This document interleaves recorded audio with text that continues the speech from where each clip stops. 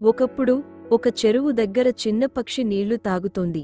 అప్పుడే అక్కడ పాపం ఒక చిన్న చీమ నీళ్లల్లో పడిపోయింది.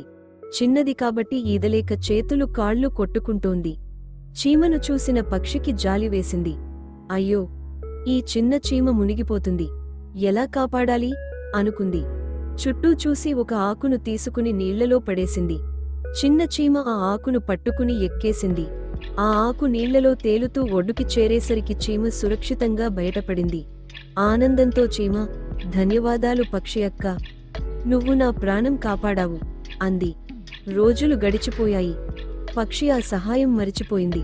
కాని చీమ మాత్రం ఎప్పటికీ గుర్తుపెట్టుకుంది. ఒకరోజు అదే పక్షి చెట్టు మీద కూర్చుంది. అక్కడే ఒక మనిషి రాయి పట్టుకుని, ఈ పక్షిని కొడదాం అని గురిపెట్టాడు. అది చూసిన చీమ భయపడి వెంటనే మనిషి పాదం మీద ఎక్కింది. సరిగ్గా రాయి విసిరబోతున్న సమయానికి గట్టిగా కుట్టేసింది. అయ్యో అంటూ మనిషి అరవడంతో గురి తప్పిపోయింది.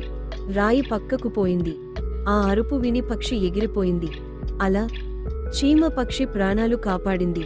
నీతి: మనకి చేసిన సహాయం ఎప్పటికీ మర్చిపోకూడదు.